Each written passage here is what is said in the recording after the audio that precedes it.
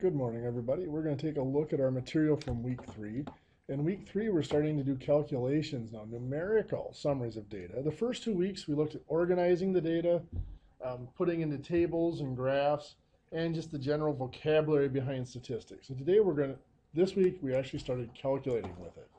So our first type of calculation we're going to look at is measures of center. Now, to clarify this, what we're really talking about, we're talking about measures of center. And we're talking about distributions. Our data starts out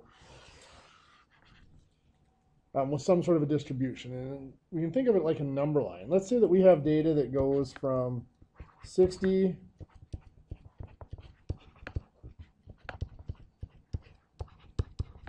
up through 80. So I've got a number line here numbered from 60 to 80. So I'm going and taking measurements from my sample and creating my data set. And actually probably taking measurements from my population would be more accurate here. And I get one that's a 71, so I'm going to put a dot above 71. I get another one that's a 68, I put a dot there. I get a 70, 73, another 71, a 66, 72, 70, 76, another 71, another 70, 74, 75, or sorry, 69, 75, 65, 68, 72, another 70. And we just keep putting in dots like this as we gather data points. And we can see those dots as they stack up above our number line form a shape. And the most common shape that they're going to form is going to be something like this. If we were to trace out the top of those points as we fill them in, it would be a bell curve. And that bell curve has that curve is called the distribution.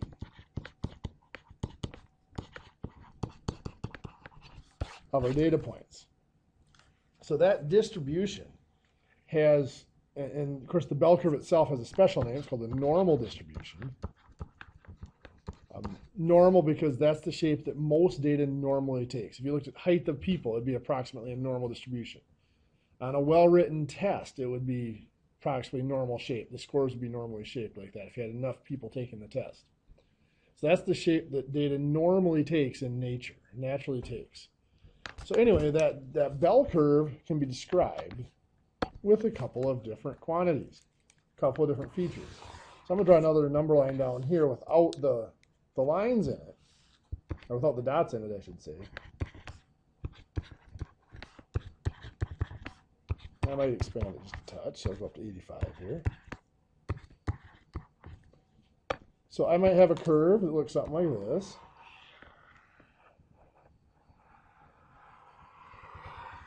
So there's a bell curve. I might get another curve that looks something like this. Now these two curves here are the same size, but what has changed is their position. And the way we measure the position of a curve is by its center. This center was between 69 and 70. This center is over here at approximately 73. So the center has shifted. So that is one of the features we're going to describe is the center of that distribution, of that curve. The next thing we can do, both of these are approximately the same width, and that's what we call the spread of the curve. So if we measure them approximately the same, well, exactly the same spread for those two since I copied them. But I might end up with a curve that looks something like this.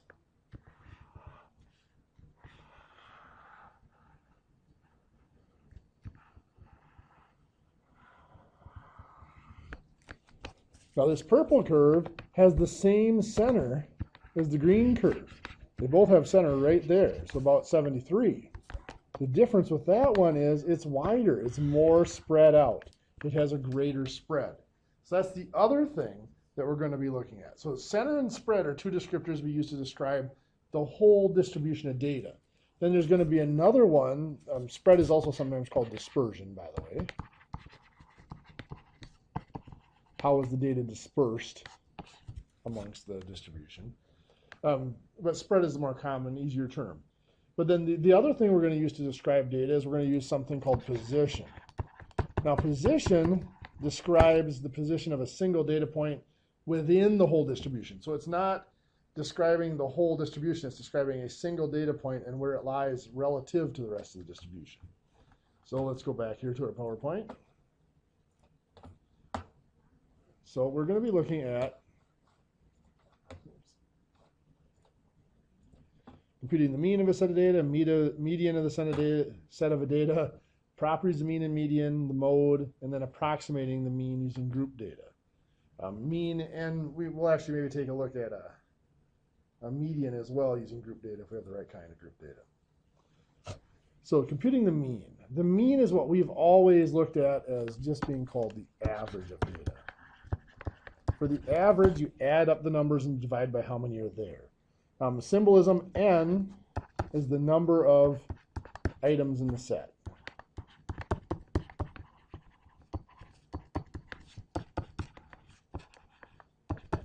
So n is the number of items in that. If it's a sample, it would be little n. Actually, large n would be the number of items if that were a full population. But either way, capital N or little n is talking about the number of items in the set. The mean then is the average where you add up all the numbers and divide by how many are there. Divide by n. The symbol for adding them up is this symbol here. It's called the summation symbol. So sum of the x's means add up all the values. X stands for each individual value. So you add up all the x values and you divide by n. Now I'm going to put little n down there because most part we're dealing with samples, not with populations. If we had all of the data sets, all the data points for a population, we wouldn't need to do a sample. We would just calculate the information about the population from the population numbers. The reason for sampling, if you recall, is because most of the time getting the data from the whole population is either too tedious, too expensive, too time consuming, or just plain not possible. So we're just going to assume that we are drawing our calculations from samples. So then here is the thing. If we donated xi is the values x1, x2, x3 are the values in the set. Summation of them, or adding them up, is just that little sum symbol of the xi. And so x bar, the x bar is our symbol for mean of a sample. And then mu, looks like that kind of U with a long tail, is for the mean of a population. Very important to keep those symbols straight. Okay, so next on our list. During a semester, a student took 5 exams, population. Okay, so we're just calculating the mean here. We have those 5 scores. We're going to add them up here and divide by 5.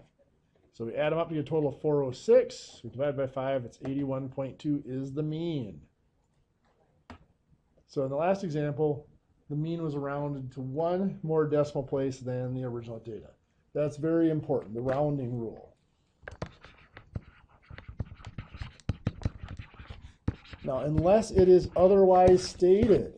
Now, if it tells you to round to 2 decimal places, you're going to round to 2 decimal places. But in general, it is good practice to round the mean to 1 more decimal place than the data that appears in the original data set. Compute the mean of a data set, or the median of a data set. So we're going to look at a median now for data set. Median means middle. So to find the median, we're going to first have to put them in order from smallest to largest, and then find the middle. Okay, now this is also stating not only do we have to put them in order, but the procedure then depends on whether n is even or odd. And we'll look at both cases here before we're done. If n is even, let's say there's 5 numbers in the data set. Now I'm going to put these in order from smallest to largest just so we don't have to do that later. Let's say we've got 6, 9, 11, and 18. N is 4 here because there's 4 numbers in the data set. N is even. Now, since n is even, that means the median is going to be between 2 numbers. So we'll have to look at that. If n is odd, let's say there's 5 numbers. Let's say n equals 5 here. Let's do different data set. 7, 12, 13, 15, and 21. So here now, n equals 5. So n is odd. When n is odd, there will be a number in the middle. That is the middle number. So with that in mind, let's look at, obviously with 4 numbers or 5 numbers, it's really easy to pick out the middle of the data set. You can just look at it and see it. If we had a few more that was a little bit too many to just see the middle, you could start crossing off the ends and work your way into the middle. What if you have a really large data set and you can't cross off the ends? How do you calculate that position? So the position of the median is found by putting the numbers in increasing order. That's always step 1. Always have to put them from smallest to largest. Then determine how many data values are in the set. In other words, what is n? What is the size of the set? If it is odd, the median is the middle number. So its position, now they do it just like this, n plus 1 divided by 2. So here we had 5 in this previous example. So n equals 5. They would have done 5 plus 1 is 6. Divided by 2 would be 3. So 3 is the middle number. The third number is the median. There's another way of looking at that. The way I was always taught was this. It's always n over 2, n divided by 2, and then round up if a decimal. So we have n is 5. 5 divided by 2 is 2.5. And since that is a decimal, we would round up to the third number in the list. If it is even, well, this is saying if it's even, if n is even, then it's between the position of n over 2 and n over 2 plus 1. So let's go back here. Here, if n is 4, well, then it's going to be between 4 over 2 is 2. That's the second number. And 4 over 2 plus 1 would be 3, the third number. And you can see that's true. It's between the second and third number. Now, again, I was taught a little bit different than that. Another way to go about this, you could say, okay, it's always n over 2. I've got 4 over 2 is 2. And what I was taught is if this comes out to be a whole number, in other words, no decimal, then it's between that one and the next. So it's between the second and the third number. You get the same results. It's just kind of the new school way and the old school way. I don't like having to memorize different cases. They're saying if n is odd, n plus 1 divided by 2, that works out perfectly. And if n is even, I don't like having to memorize different cases. I just say, hey, you're going to take n and divide it by 2, but you do still have to remember, even then you do still have to remember, okay, if it is a decimal, you got to round it up. If it's a whole number, then it's between that one and the next, that position and the next position. So it's still memorizing, I guess, different cases either way. Okay, so during a semester, a student took 5 exams. The population of exam scores is, so this is for the population here is the exam scores for that single student. So the exams for that single student. And we're measuring the scores in those exams. So arrange the data values in increasing order. So that's what we did here. They're increasing order from smallest to largest. There are 5 numbers, so that's odd. So it's going to be n plus 1 over 2. So 5 plus 1 is 6 over 2 is 3. So it's going to be the third number in the list is the median, the 83. Now again, the other way to do that, it would have been just 5 divided by 2 is 2.5. And since it's a decimal, you round up. Either way, it's going to give you the third number in the list, which is still 83. Here we have a list of numbers. There's 8 in this data set. N equals 8. So our first step, so this is n is even now. We're still going to put them in order from smallest to largest. There are 8, which means our position is going to be n divided by 2. 8 divided by 2 is 4. And then 8 divided by 2 plus 1 would be 5. So between the 4th and 5th numbers. Between the 15 and the 19. Which is saying here. So since it's between 15 and 19, how do we find what's between them? Well, we average them together. You add them together and then divide by 2. Now, if you're going to punch this in your calculator, I'm going to warn you. do 15 plus 19 and make sure you hit enter or equals first and then divide by 2. If you don't, then we get our 17. If you don't hit equals before you divide by 2, it's going to do this to you. 15 plus 19 divided by 2. You put it all in one. Well, remember, division happens before addition. So it's just going to divide the 19 and then add that difference or that quotient to the 15. You don't want that to happen. So make sure you hit equals before you divide by 2. Now again, the other way we could have done this is we could have just did n divided by 2. 8 divided by 2 is 4. And since that's a whole number, it's between that one and the next one, 4th and 5th. Gives you the exact same result. So now the question is, how do we do this on the calculator? So let's go ahead and I'm going to flip up the calculator here quick. And we're going to enter a data set. Now I'm going to do a different data set than what they have here just because I'm just going to make one up as I go. Well, we'll go ahead and use theirs. I'm going to flip down to the next one here and use theirs. So I'll pull up my calculator here. Hopefully that's large enough that you can see it. And what we're going to do is we're going to clear it out. Clear here. Now I'm going to hit the Stat button. And in the Edit menu, I could arrow over to Calc menu and Test menu. But I want to stay here at the beginning in the Edit menu. And the first option is Edit. So if I click that, it gives me all these lists. Now, mine have data in them, and yours might too. Arrow up to the top, highlight L2, and I'm going to hit Clear and Enter, and it'll clear out the whole list. Go to the next one, L1, hit Clear and Enter, and it'll clear out the whole list. So now in L1, I want to enter these numbers: 78, 83, 92, 68, and 85. So I've just entered them into the list. Now to get out of there, I gotta do second and then quit here. Gets me out.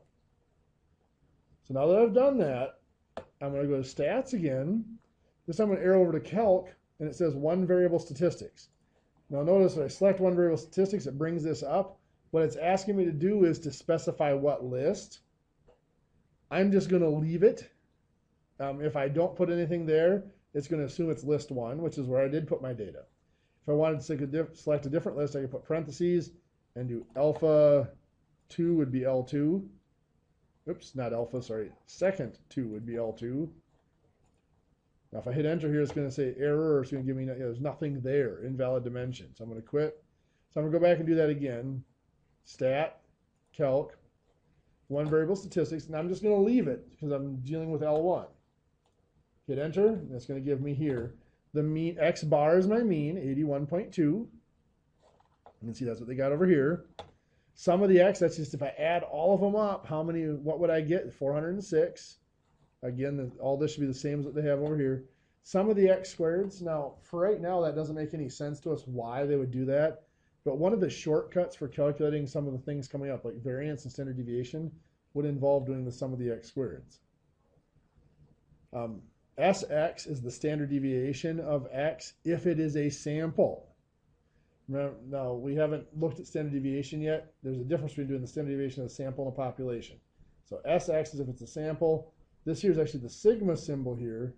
X, that's if it's a population. N, that means there's equals 5. There's 5 numbers in the list, which is true. Min is the smallest. Q1 is the first quartile, which we'll talk about in a little bit. Median is 83. So there we've got the median and the mean already. So the mean was that top number, the 81.2.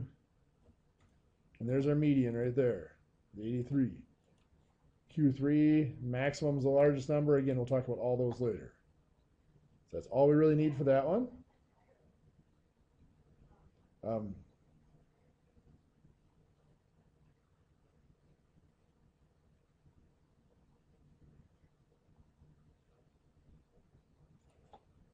clear that out. Let's go on to the next thing. Let's compare the properties of the mean and the median.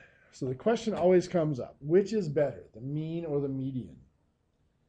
Well, if you have a good set of data, it really doesn't matter. I mean, they're both equally valid. In fact, in a perfect set of data, if I have a perfect bell curve, that's not perfect, I realize, but pretend I'm okay at drawing. The mean and the median should be the exact same point. If we have a good, normally distributed set of data, the mean and median will be exactly the same. The only time it matters whether we use the mean or the median, is if the data is skewed. And by skewed, that means it looks like this. This is skewed left.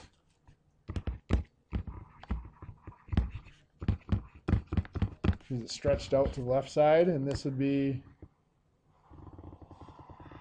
skewed right.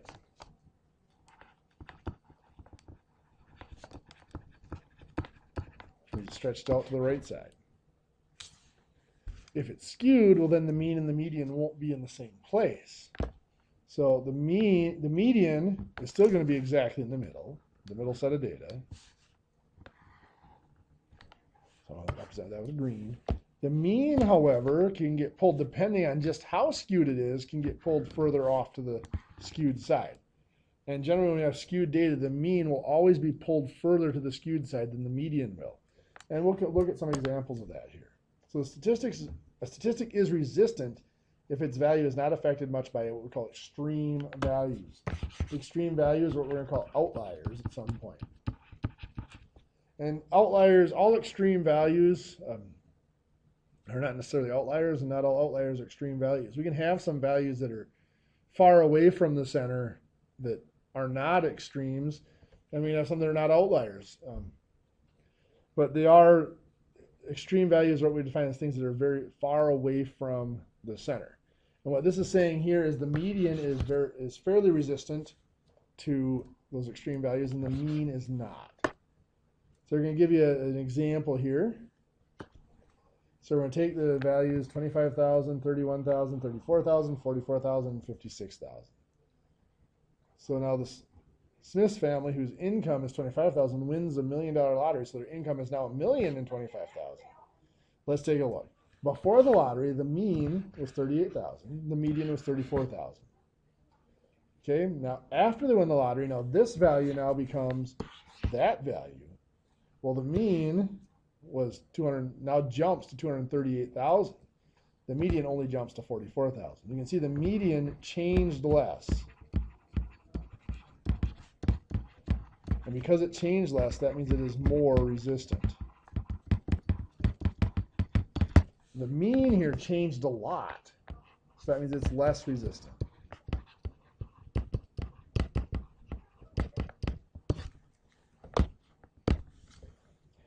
An example, one of my favorite examples of this actually goes back to University of Virginia in 1983.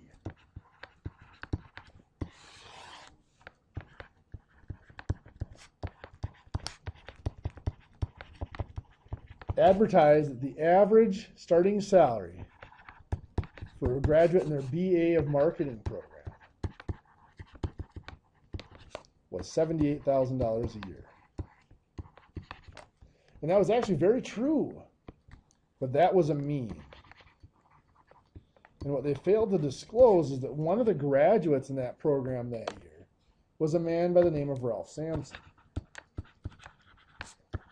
Now, I'm old enough to remember Mr. Sampson. I don't know if any of you are, but Mr. Sampson was 7'4" tall, had been the two-time NCAA basketball player of the year, and was drafted #1 by the Houston Rockets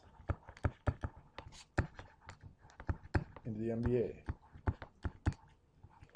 Obviously, as the #1 draft choice, he signed a multi-million-dollar contract. Now, it takes a lot of $20,000 a year marketing graduates to average that multi-million-dollar contract down to $78,000. The median of that graduating class was actually in the low 20s, about 24,500. So the median was much more resistant to that one really extremely large value of Mr. Sampson getting an NBA contract. The mean, you can see, changed a lot due to his contract. In fact, Mr. Sampson was the only one in that group that made more than, I believe it was 33 or 34,000 that year. So now we're talking about, this is our skewed here. If we're skewed to the right, like this situation here, as I mentioned, you can see the mean gets pulled in the direction of that skew even more. Skewed to the left, again, you see the mean gets pulled in the direction of our skew. So our final measure of center is something called the mode. The mode is not one of my favorite measures of center. We'll look at how it works here a little bit. But there's another, it says here that it's sometimes used. And again, if we have that perfect bell-shaped curve, not only would the mean and the median both be in the center, but the mode would also be right in the center. So the mode would be exactly the same as the others. Problem is we don't have those perfect bell-shaped curves, so the mode is often not in the same place. And the mode is the one that can really get messed up quickly. It is the data set, is the data value that appears most frequently. So obviously the mode is only really useful if we have a large data set. If we have a small data set of only 5 or 6 numbers, chances are none of the numbers are ever repeated, so there is no mode. So if you have to have a larger data set with a lot more data points to really make the mode useful. So now, if 2 or more values are tied for the most frequent, they are all considered to be modes. This is something this textbook says you can have as many modes as you want if there's numbers tied. Typically, most books say is unimodal or bimodal. It can have a single mode or it can have 2 modes, but if it gets too much more than that, they don't let it happen. This textbook says, well, if there's several of them that have it, 2 or more, we can have multiple modes. Other textbooks will say something about it depends on the size, n or little n or big N of the sample or population of how many modes. You know, they give you this fancy formula for driving how many modes you can have from the size of the population or from the size of the sample. Again, my purpose is you either have 1 mode or you have 2 modes. If you have any more than that, it's just not useful anymore. And this textbook does consider you can have more than 2 modes, but it doesn't really come up in the homework too much. So it's not something we're going to worry about. If no value appears more than once, then we say the data has no mode. And I would say if there's more than 2 values that are tied for the most frequent, I would say there's no mode either. But again, this textbook allows you to have more than 2 modes. 10 students are asked how many siblings they had, so here's the result. So here we are. So here's one where we could find a mean or a median. So the median, we have 1, 2, 3, 4, 5, 6, 7, 8, 9, 10. So 10 divided by 2 would be 5, and then 10 divided by 2 plus 1 would be 6. It would be between the 5 and 6. So that would be our median between 1 and 2 there, so 1.5, right? You have to add them together. 1 plus 2 divided by 2 would be 1.5 is our median. Our mean would be found by adding them up. I'm just going to do this as I go here. 0 plus 1, 2, 3, 4, not counting by 2, 6, 8, then 11, 14, 20, so it'd be 20 over 10. We get a mean of 2. Now you can see that was affected mostly by the fact that we had this 6 up here.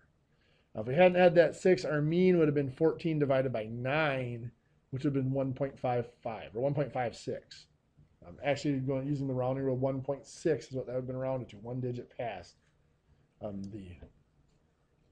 the data. The mode, however, is going to be 1. It appears most often.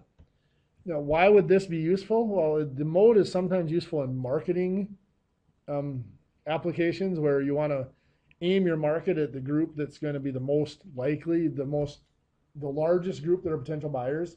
Here, families with 1 child seem to be the most common number of children per family. So that's what you want to market to. You don't want to market the mean of 2. Well, there's only a couple that have 2 kids, so you don't really want to market that. And of course, 1.5 for the median isn't even a data point.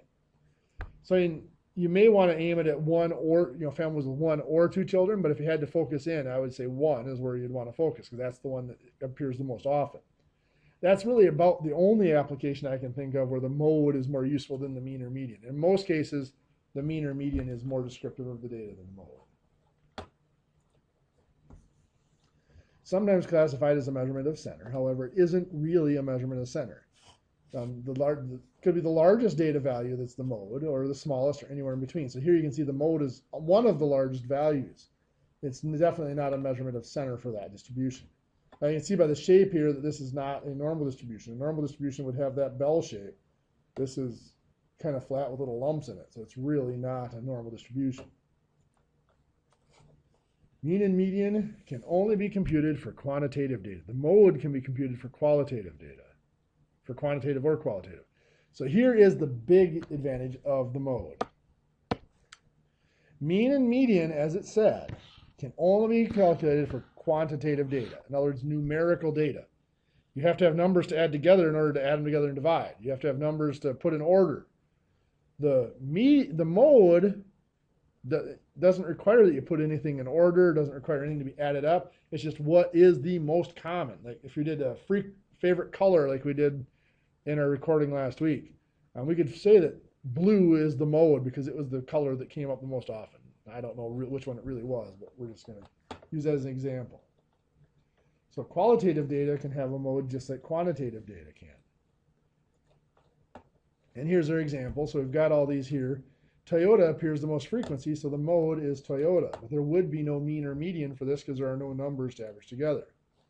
So next we're going to approximate the mean using group data. So sometimes we don't have the exact raw data. Sometimes we just have the frequency distribution. Now there's two types of frequency distribution. We can have an ungrouped distribution. In an ungrouped distribution, we have discrete data. Now remember, discrete is counting data. It might be the number of cars owned in your household. So I have 0, 1, 2, 3, 4, and let's say nobody surveyed had more than 5 cars.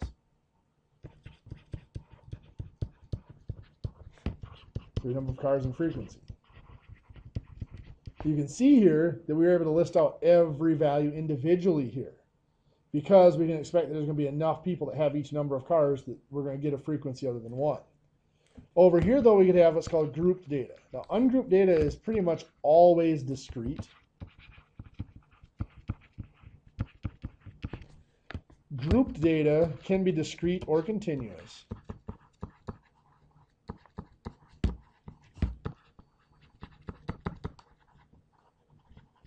And the characteristic of group data is there's too many possible data values to list them all out individually. For example, we might look at test scores. Let's say scores on the next test range. We might have 50 to 59, 60 to 69, 70 to 79, 80 to 89, and 90 to 100, 90 to 99. I got to be careful. I couldn't go 90 to 100 there because that would make that one a different size than the rest. As I make this, the jump from here to here has to be the same every time, and the jump from here to there has to be the same every time. Also, when I come up with these groups called classes,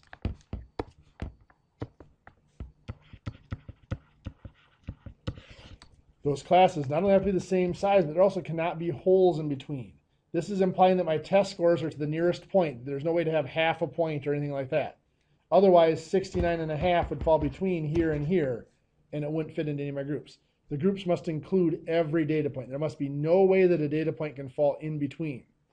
So if I went down to the half a point, this would have to go from 50 to 59.5, or maybe 50 to 59.9, however made it work out the best.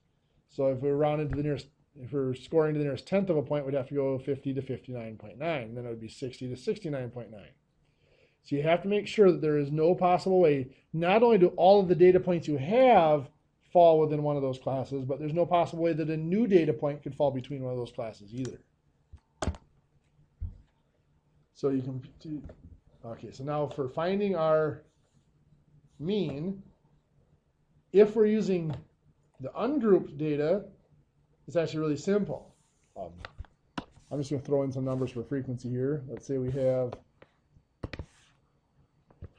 6, 28, 31, 12, 8, and 2.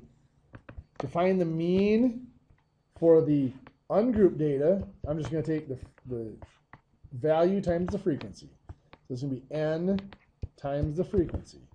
So 0 times 6 is 0, 1 times 28 is 28, 2 times 31 is 62, 3 times 12 is 36. 4 times 8 is 32. 5 times 2 is 10. Now I would add those up. Here's what I do. I'm also going to sum my frequencies. The sum of my frequencies is going to equal n. N, that's the number of items in this set. Then the sum of this here is going to be the sum of the number times the frequency. The mean would be found by dividing the sum of the number times the frequency divided by the sum of the frequency. In other words, n. Why does this work? Well, 0 sixes, each of them contributes 0, so that's a total of 0. 128, well, that's 28 ones is 28. 31 twos is 62. Basically, what I'm doing here is this is just adding them up. This is the sum of the x's over n. It's just a different way of looking at it. Now, I didn't add these up, but I'll do it quick here. 28, 0 and 28 is 28. 62 makes 90. 126. 158, 168 over 34, 65, 77, 85, 87. So 168 divided by 87.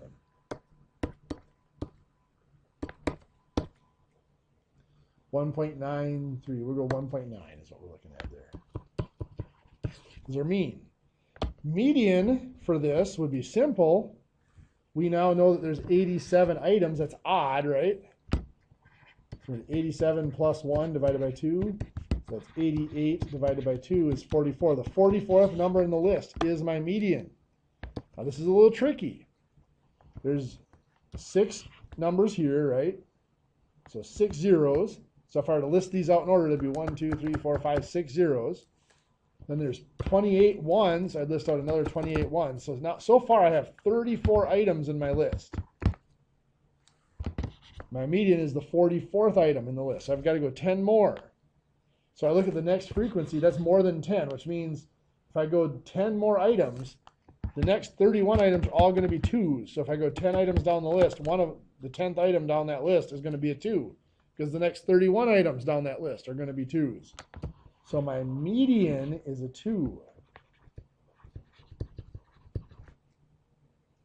So let's now take a look. Now, what if we have those ranges? So this example here is looking at what if we have this group data here. Oops, that's not what I want to do.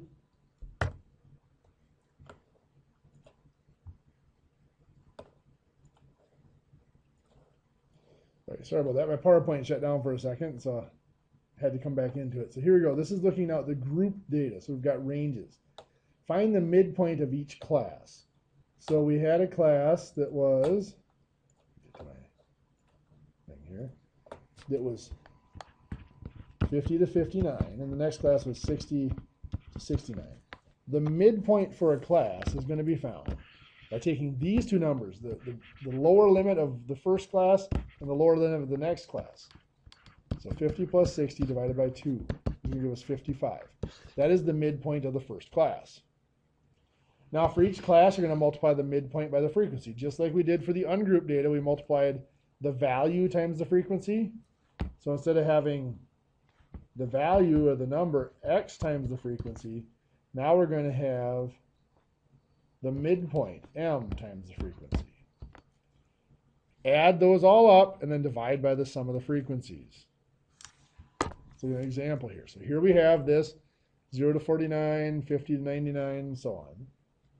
If I want to find the midpoint of each of those, I'm going to use 0 and 50. Here, I'll go back and find it. I'll use the 0 and 50.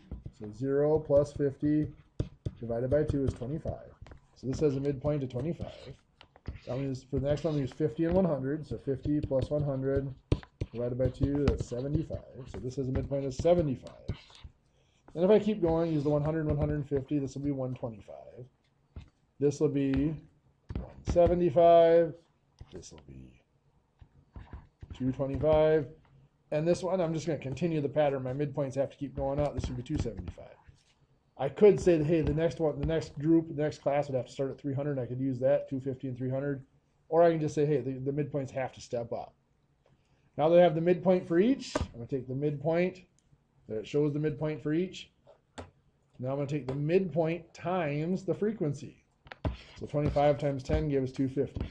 75 times 5 is 375. And right on down the list. So midpoint times frequency for each. And now I'm going to add up the total frequency here. If I add that up, I got 10, 15, 28, 39, 46, 50. And I'm going to add up all of these, which gives me 6850. So my mean is going to be found by dividing 6850 divided by 50, right here. This 137 is my mean for that set. We can do this in our calculator. So we're going to go to our calculator. What we're going to enter in is we're going to enter in the midpoints. So I'm going to go, here, we'll use this data here. Clear this out. Stat, edit, and edit again. I'm going to list one. I'm going to go up to L1 and hit clear and enter to clear out the whole list. Now I'm going to enter in the midpoints. So I have 25, 75, 125, 175, 225, and 275 are my class midpoints. And right here. Then I'm going to go to L2, and I'm going to put in my frequencies. So I've got 10, 5, 13, 11, 7, and 4. So now I'm going to go to stat, calc, one variable statistic,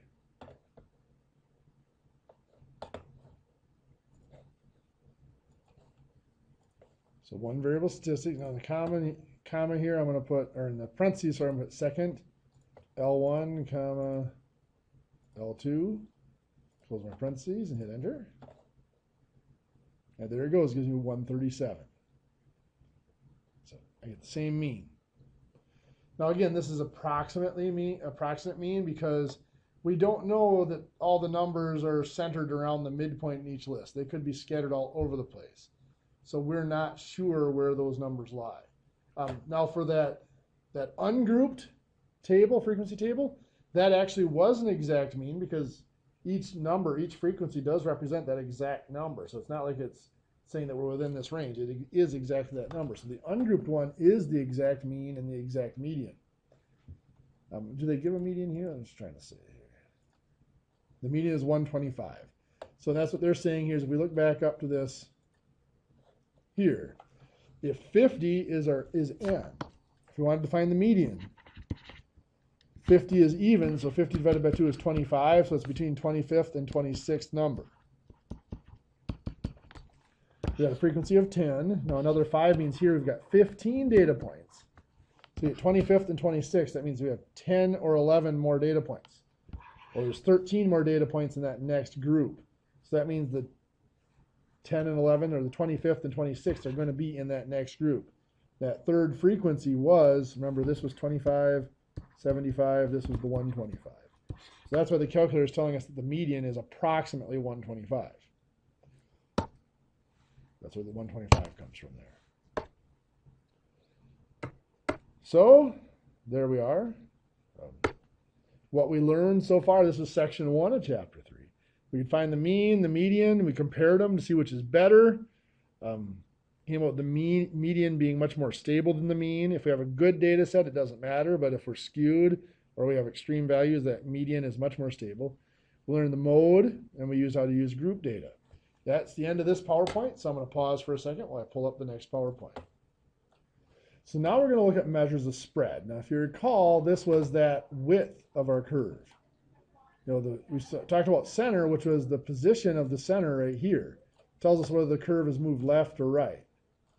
The spread now is going to tell us if the curve is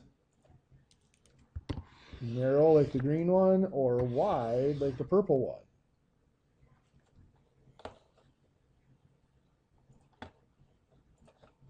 So first, things we're going to look at, range, which is a simple one. but so often useful. We're going to look at the variance of the population and standard deviation. Those actually are the same formula. The standard deviation is just one extra step further. We're going to approximate a standard deviation for group data. We're going to look at the empirical rule and Chebyshev's theorem for describing the distribution of data, and then we're going to talk about a coefficient of variation very quickly. The coefficient of variation is something I think we left out of the reading for this chapter. We're going to talk about because it's going to come up later on. So compute the range of a data set. The range of a data set is very simple. It is simply the largest value minus the smallest value. So the maximum minus the minimum, if you're looking at the terminology in the TI calculator. So if we have this data set, actually we have two data sets here. If I want to find the range of each, we have to find the highest number. Let's see, for San Francisco, I got 60, 61, 63. 63 is the highest, 51 is the lowest, so that range will be 63 minus 51, or 12. For St. Louis, I'm guessing 30 is the lowest, 79 the highest. 79 appears to be the highest. So 70 minus 39 is 49 degrees, appears to be the range for St. Louis. So here we go. We see that calculated out. Although the range is easy to compute, it's not often used in practice because it only involves the largest and the smallest value. So it doesn't take into account every data point. I can give you data sets with the same range. Like here, I can have 3, 8, 13, 18, 23. Those have a range of, that has a range of 20. It goes from 3 to 23. I'll give you another data set. 3, 12, 13, 14, 23. Has the exact same range of 20. In fact, it would have the same mean. Both of them would have a mean of 13. But I would argue that this one, the purple one, is much less spread out because we have data points towards the middle. The 12, 13, and 14 are right towards the middle. And all we have is the 13 and 23 that are further out. Whereas this top one here is much more spread out because the data points are evenly spaced, 5 apart throughout the whole distribution. So we want to look at the variance and the standard deviation, which can take into account each value of the data set. Here we are. So let's compute the variance of a population in a sample. Variance involves a really ugly looking formula. What it is basically it's calculating the average distance from the mean.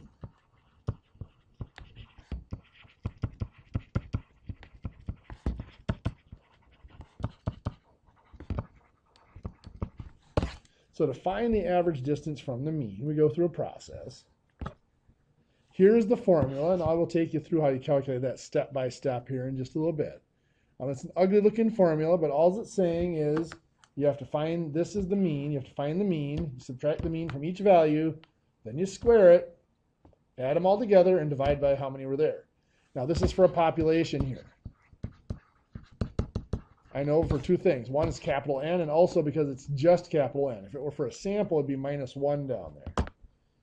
So they're going to go through here the whole steps. I'm not going to go through the steps for a population because we're not going to really, a population doesn't apply to us.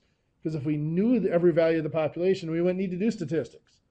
We could just use it. We could use the numbers. So again, here's an example of everything. You find the mean, the 12. Subtract 12 from each value.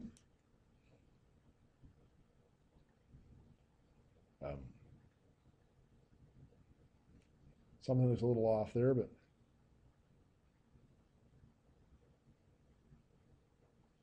oh, sorry. The mean ends up being 57.5, so you subtract 57.5 from each value. So 51 minus 57.5 gives you -6.5, -3.5, and so on. Give you all those numbers. Next is to square each of those. So this next line is to square them. You square each of those across there. Again, I'm not going to go through those.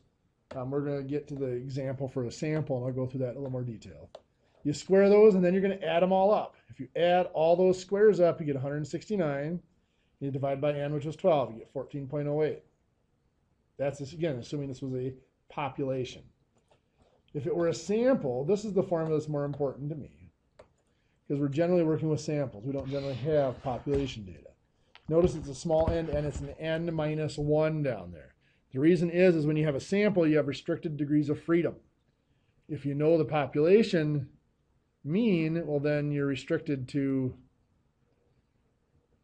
only n minus 1 of the values of the sample can vary. The last one is set based on the mean.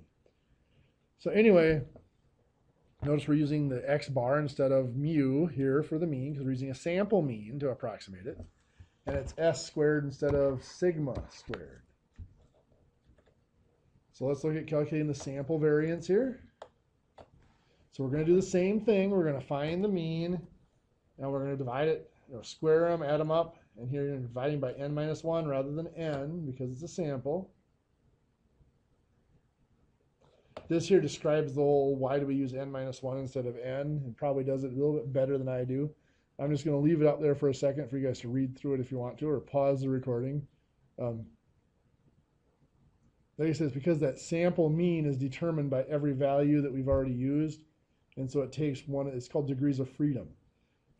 Because we know that sample mean, the last value that is in our set is set by the sample mean. It cannot vary. So here's an example. Let's say we have these 6 numbers. We're going to add them up, and we're going to divide by 6 because that's n. So we found our mean here. This is the mean of 4. Now we're going to subtract that mean from each value. So 3 minus 4 give us negative 1. 4 minus 4 give us 0. Remember, the 4 is our mean that we calculated in step 1. 6 minus 4 is 2. 5 minus 4 is 1, and so on. We subtracted the mean from each value. Next, we're going to square those. So we're going to take the values that we got after we subtracted the mean and square them. Negative 1 squared is 1.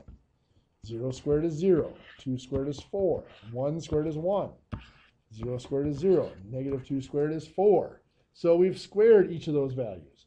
Now we're going to go ahead and add them together. It's 10.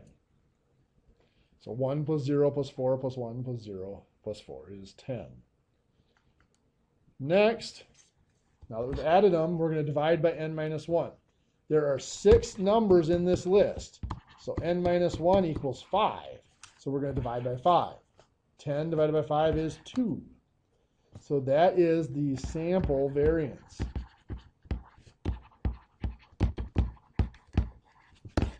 Now, the sample variance and the population variance aren't terribly useful on their own, but they get us most of the way to our standard deviation. So standard deviation of a population or a sample, it is just the square root of the variance. You'll even notice the symbols imply that.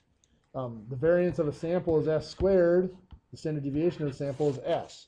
The variance of a population is sigma squared. Standard deviation is just sigma. So it implies that it's the square root. And that's all you'd have to do is once you get to the variance, you square root it. So here we had the variance of 2. You square root that. This is for the sample variance that we just did, by the way. You square root that to get 1.414 is the standard deviation. The standard deviation is what we use in our empirical rule and Chebyshev's rule and all that other stuff. Okay, so now let's use the TI calculator to do this.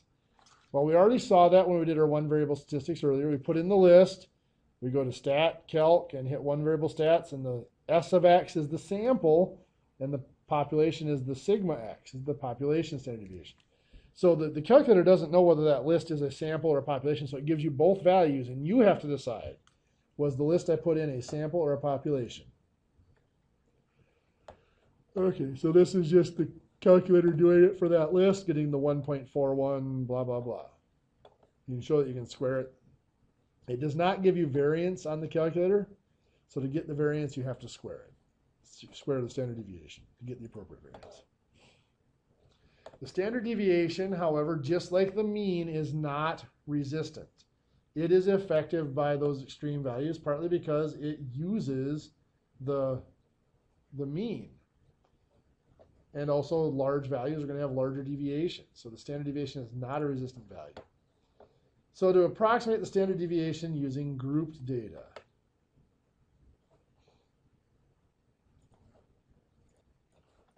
So again, now we're going to look at the standard deviation could be found using the ungrouped data, the ungrouped frequency table. And we could just subtract from each value and so on. We can continue just like we did up above. and I'll come back and show you that later. But right now we're looking at the group data, so it's going to be an approximate standard deviation. So we're going to have ranges of values. So again, we're looking at the frequency distribution rather than individual values. This is our process. It's going to make more sense once I show you, but we find the midpoint for each again, and we have to find the mean. Once we find the mean, we subtract the mean from each of the midpoints. That's right here. So we subtract the mean from each midpoint, and then we square it. Once we square it, we're going to multiply it by the frequency. Then we're going to add them all up. Once we add them up, we're going to have to add up the frequencies as well and divide by n minus 1, assuming it's a sample. That'll give us the variance. Then we'll square root to find a standard deviation. So it's this data set again. You recall on this data set, we had these midpoints. Just added the, again, 0 plus 50 divided by 2 gives us 25 and so on. So we got the midpoint. We'd calculated the mean before. Remember, the mean we had calculated before was 137. That was from the previous PowerPoint. So x bar is approximately 137. Now the reason I say approximately instead of equal is because we were using a frequency distribution.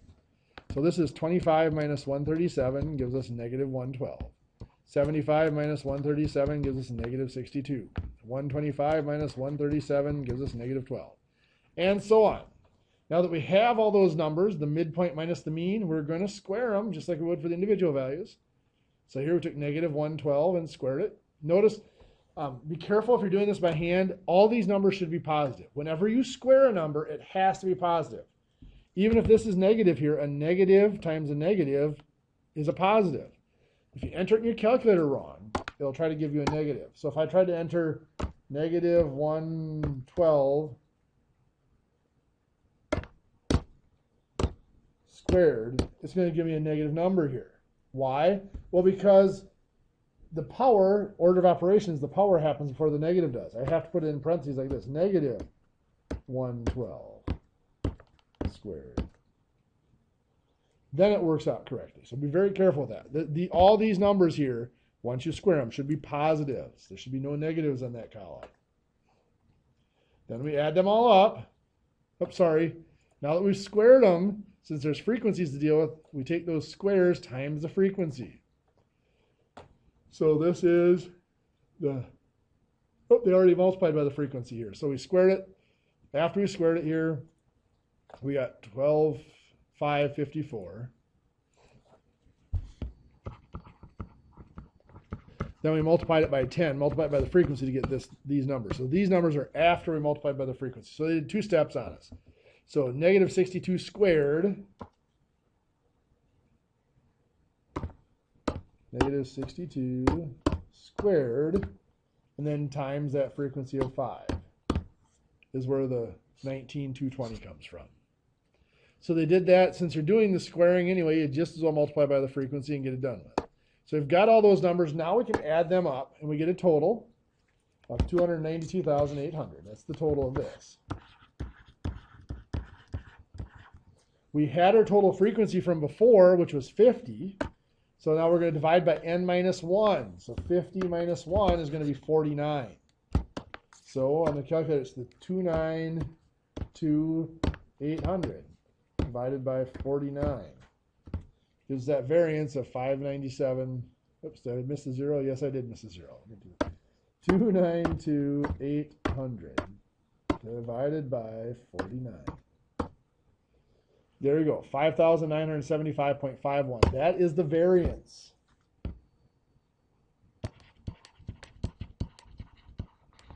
To get to the standard deviation, we have to square root it. Now, if you haven't learned on these calculators, you actually don't have to write that down and punch it in.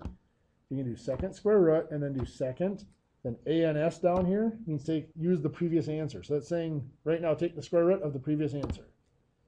77.3. So right there. That is our standard deviation.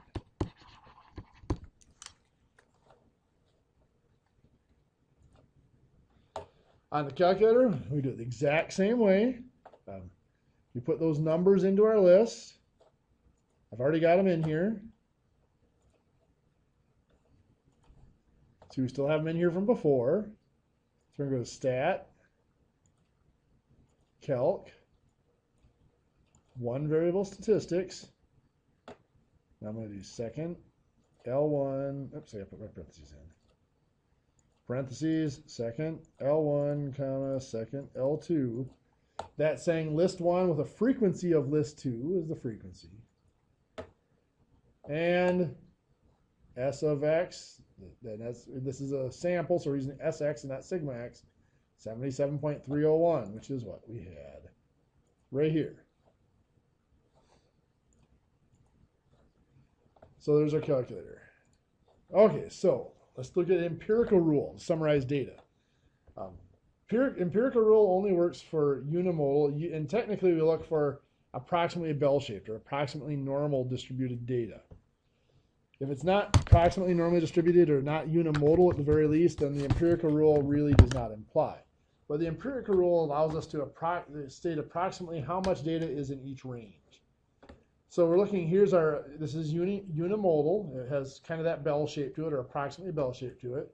Only one major peak. Well, there's some minor little peaks here, but those are not big enough to count. So this is approximately bell shaped. So now from that, we're going to apply our empirical rule. The empirical rule says that from the mean being in the center of this, if we go one standard deviation to each side, we create a range that will have 68% of the data, or approximately 68% of the data. If we go 2 standard deviations, so one more to each side, that range will have approximately 95% of the data. And 3 standard deviations will have almost all of the data. So let's look at these numbers here. And we're going to find a mean and standard deviation for those. We've got that up here.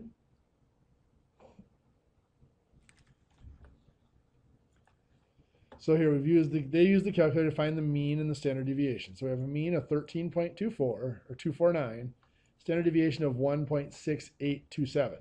Now as a general rule, standard deviation goes 2 decimal places beyond the data. The mean goes 1, standard deviation goes 2 if we're not told we're around. So the mean is 13.249. That's right in the middle here. That's the center of our curve. I should write it down below, but maybe I can get it right here. 13.249. If I subtract 1 standard deviation, so the standard deviation is 1.6827, I get 11.57. So that's right here. If I add 1 standard deviation, so adding the 1.6827, I get approximately 14.93. So I expect about 68% of the data between those two values. If I subtract another standard deviation, now they're saying multiply by 2 and subtract it from the mean. I'm saying just subtract another standard deviation from this number. Subtract the 1.6827 again. I'm going to get 9.88. And again, they're saying multiply by 2 and add it. Well, heck, I've got the 14.93, add another standard deviation, give me 16.61. If you're doing this at home, you might see some round off errors there. And yeah, they rounded off a little bit when they're doing this. But anyway, 2 standard deviations out, we're expecting 95% of the data approximately 95% of the data between those 2 values.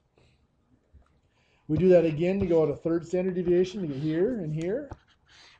We're expecting almost all. Some textbooks say 99.7% or almost all of the data. The 99.7 is significant because that means that only 3 out of 1,000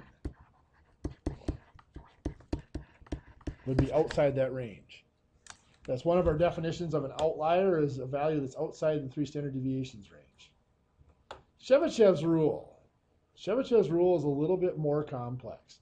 I actually have some examples here of empirical rule that I'll put up for you to look at, recorded from one of my other classes for you.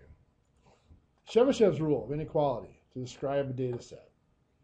Chebyshev's rule is that it doesn't require that it has to be bell-shaped. Chebyshev's rule can apply to any data set.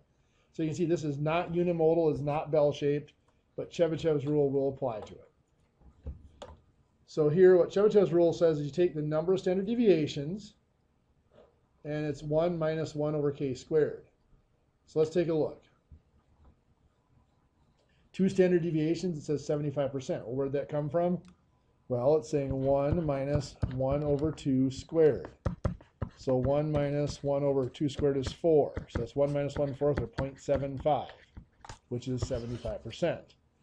How about here, the 3 standard deviations? Again, that's 1 minus 1 over 3 squared, which is 1 minus 1 over 9, which is 8/9, or 0.8888, or 0.89, or 89%. But the nice thing about Chebyshev's rules, it doesn't have to be restricted. It doesn't have to be whole standard deviations. Here, this is 2 or 3 standard deviations. It could be 1.5 or whatever. So you can see they did the calculation here for 2 and 3. This is for the empirical rule setup. Get those numbers, the -2 and +2, and here's the -3 and +3 range. So anyway, for Chebyshev's rule, 75% should be between the two, should be between 100 and 140. Now, if it's normal, we'd actually expect that 95% would be between the 2 standard deviation range. That's if it's bell-shaped. If it's not, then there's going to be fewer. In any distribution, we expect at least 75% to be within 2 standard deviations of the mean. If it's bell-shaped, we expect up to 95% to be in there. So that's the difference. You know, the bell shape is a little bit tighter towards the center. 3 standard deviations, again, that's between 90 and 150. If it's not normally distributed, if it's not bell-shaped, we expect 89% to be in there. If it were bell-shaped, we would expect almost all, or 99.7%, to be in that range. Coefficient of variation, this is something we're kind of excluded from the text. All it is simply the standard deviation divided by the mean. And we're not going to say anything more about it. If that pops up, you know what it means. You know what it is. It's just saying that how big is that deviation compared to what the mean of the values are. So that's going to conclude that PowerPoint. I'm going to go ahead and pause and pull up the next one. Actually, see I'm running kind of long on this recording, so I'm going to actually save this recording, and I'll make another one for section 3 of this unit, and I'll put some of the stuff I have about empirical rule onto that section as well. So I'm going to save this recording, and we will talk more in the next recording.